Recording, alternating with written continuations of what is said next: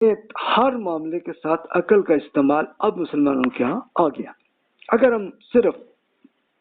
برصغیر یعنی انڈیا پاکستان کے مسلمانوں کی 100 سالہ فکری تاریخ کو اب خود دیکھیں تو ان کے اہل علم و دانش میں عقل کو استعمال کرنے والوں کی تعداد اب بڑھ رہی ہے زیادہ، اور یہ انفارمیشن ایج میں زیادہ آئی ہے. ورنہ اس سے پہلے ہوتے تھے کچھ اسکالرز وہ کریٹیکل، لیکن ان پہ پھر کفر کا فتویٰ بھی ان کو ہی برداشت کرنا پڑتا تھا. پچھلی صدی میں بہت اچھے اسکالرز ریسرچرز جنہوں نے جب تنقید کی تو ان پہ کفر کا فتویٰ بھی کر دیا. اس کے لیے مشہور شخصیت آپ دیکھ لیں، شاہ ولی اللہ رحمۃ اللہ علیہ، جب سے 250 سال سے بھی زیادہ آپ کہہ لیں، 350 سال آپ کہہ لیں، اتنا عرصہ یعنی 1762 سی میں ان کا انتقال ہوا. تو انہوں نے کیا تھا کہ انہوں نے قرآن مجید کا فارسی میں ترجمہ کیا تھا. تو یہ ترجمہ کرنے پر کئی ان کے زمانے کے مذہبی علماء نے شاہ ولی اللہ صاحب کو پر کفر کا فتویٰ لگا دیا تھا کہ جناب یہ کیوں، کہ انہوں نے یہ تو بدتمیزی کی ہے کہ قرآن کا ترجمہ کر دیا. تو یہ جناب وہاں پہ ہوا. لیکن بہرحال ہوا یہ کہ شاہ ولی اللہ رحمۃ اللہ علیہ کا زیادہ اثرات پہنچے ہر طرف، اور انہوں نے اپنے بیٹوں کو بھی کہا کہ بھی بیٹا اب یہ دیکھو اب ایک نئی زبان آ رہی ہے جسے ہم اردو کہتے ہیں، تو تم اب یہ کرنا کہ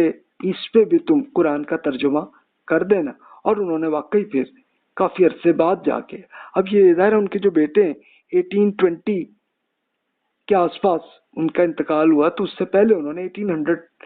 سی کے زمانے میں اردو میں ترجمہ انہوں نے کیا. تو یہ اب دیکھیے کہ اس سے سب یہ چینجز آنی شروع. تو یہ دیکھیے کہ یہ بہرحال عمل ایسا ہو رہا ہے.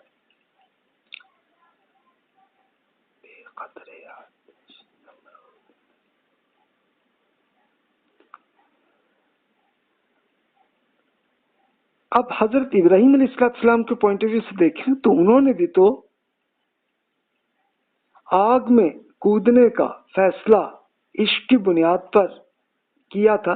اور عقل اس سے منع کر رہی تھی. یہ خیر شاعری میں تو کسی نے کہہ دیا یہ بات، لیکن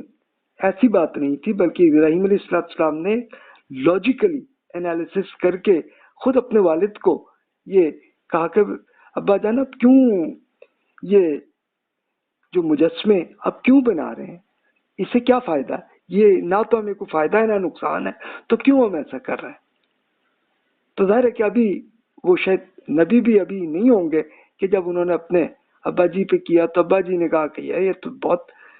گمراہ اور بہت یہ غلط حرکتیں کر رہا ہے. اور اس طرح پھر اللہ تعالیٰ نے حضرت ابراہیم علیہ السلام پہ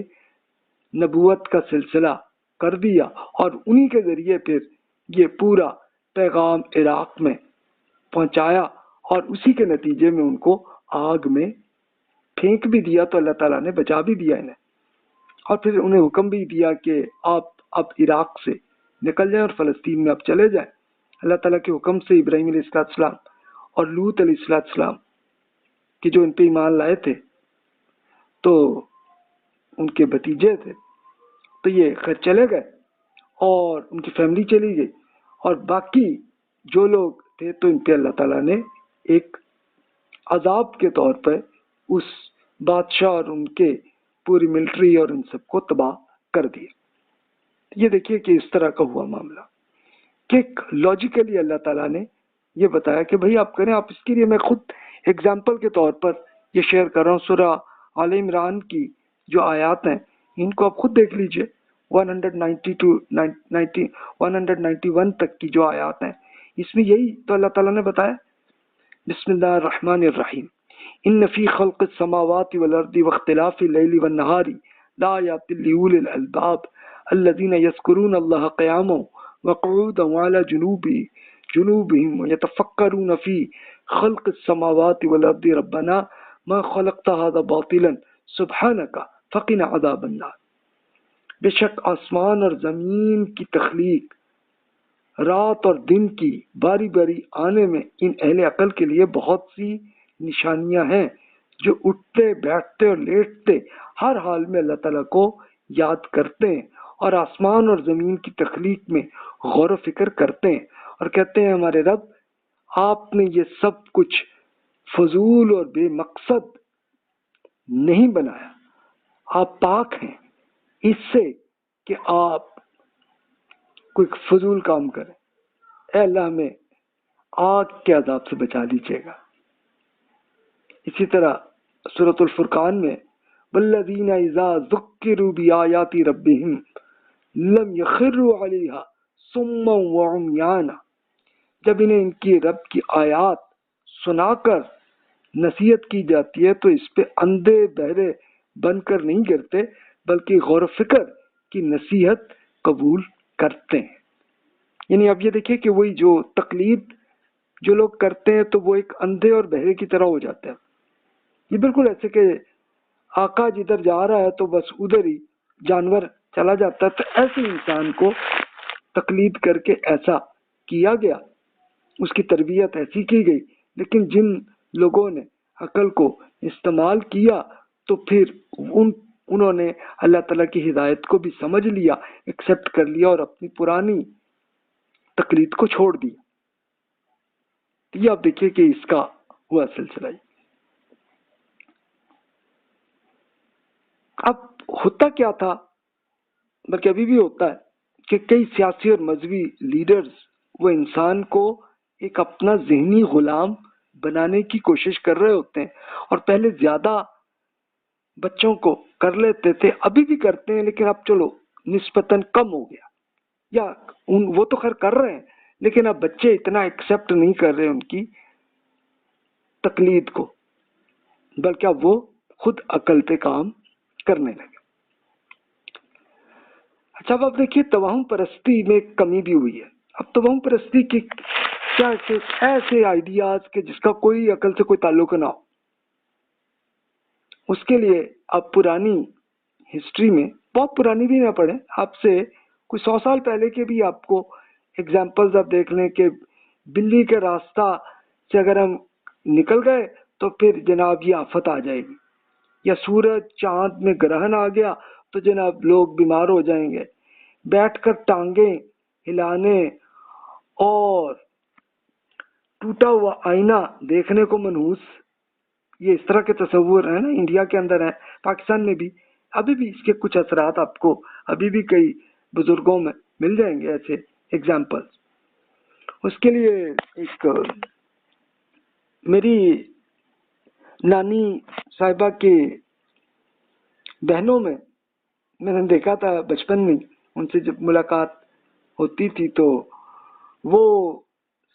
سمجھتی تھیں کہ یہ جناب یہ جو کتا اور بلی ہے نا یہ اصل میں جن ہے، تو اس سے ہمیں آ سکتا ہے نقصان، تو اس لیے وہ ڈرتی ہوتی تھی ان سے۔ اور اس طرح پھر یہ بھی تصور اس طرح کا تھا کہ جناب یہ کوئی ایک بزرگ جو ہے، کوئی نیک بزرگ جو ہے نا، وہ وفات کے بعد ان کی روح جو ہے وہ ہمارے اوپر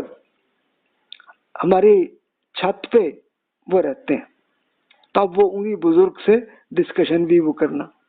یہ اس طرح کے یہ تصور تھا، اس کو ہم توہم پرستی کہہ سکتے ہیں، جس کو آپ کوئی لاجیکلی آپ ریسرچ کر کے کوئی چیز اس میں آپ کو نہیں ملے گی۔ تو دین اسلام میں تو توہم پرستی کو پسند نہیں کیا، اور رسول اللہ صلی اللہ علیہ وسلم نے اس کی مذمت فرمائی ہے، اور عربوں کے ہم پرستانہ خیالات پر ضرب بھی کی ہے، ان کو بتایا کہ بھی یہ غلطی ہے آپ کے، اس کو نہ کریں۔ اچھا اب یہ ظاہر ہے کہ مجسمے بنا کے یا قبروں پہ جا کے پوجا کرنا کیوں تھا ان کے یہاں سلسلہ؟ صرف اس لیے تھا کہ وہ سمجھتے تھے کہ یہ نیک بزرگ جو ہیں یہ اصل میں ان کا خدا سے تعلق ہے، یا تو وہ خدا کی شکل، خدا انسان کی شکل میں آ گئے، یا پھر یہ خدا کے ولی ہیں، دوست ہیں، تو اسی لیے یہ تصور ان کے آیا اور وہ پھر انہی بزرگوں کی پوجا کرنے لگے تھے۔ اب جیسے آپ کے صاحبزادے ابراہیم علیہ السلام کے موقع پر اتفاقاً سورج گرہن ہو گیا تھا، یعنی سوری یہ رسول اللہ صلی اللہ علیہ وسلم کے بھائی تھے، سوری ان کے بیٹے تھے ابراہیم رضی اللہ عنہ، جو صرف 1 سال کے بیٹے تھے وہ، لیکن وہ فوت ہو گئے تھے۔ تو عربوں نے وہ اپنا پرانا جو تصور تھا، اگرچہ وہ ایمان تو لا چکے تھے، لیکن انہوں نے کہا کہ یار یہ جب سورج گرہن تب ہوتا ہے کہ جب کوئی ایک بڑی اعلیٰ شخصیت فوت ہو، تو یہ رسول اللہ صلی اللہ علیہ وسلم کے بیٹے جو ہے نا یہ فوت ہوئے ہیں، تو اسی لیے تو اس کو رسول اللہ صلی اللہ علیہ وسلم نے بڑا کریٹیکلی بتایا کہ بھئی گرہن کا کوئی تعلق انسان سے نہیں ہے۔ تو اس لیے یہ آپ آئیڈیا کو ٹھیک کریں، یہ آپ نہ اس پہ سوچیں، بلکہ آپ یہ کیا کریں جس کو رسول اللہ صلی اللہ علیہ وسلم نے خود عمل کیا کہ بھی جس وقت بھی سورج گرہن یا چاند گرہن جب بھی ہوتا تو آپ اللہ تعالیٰ کی نماز پڑھتے تھے کہ نہیں اللہ تعالیٰ سے تعلق ہے اس معاملے کا، اس کا ہم سے کوئی تعلق نہیں۔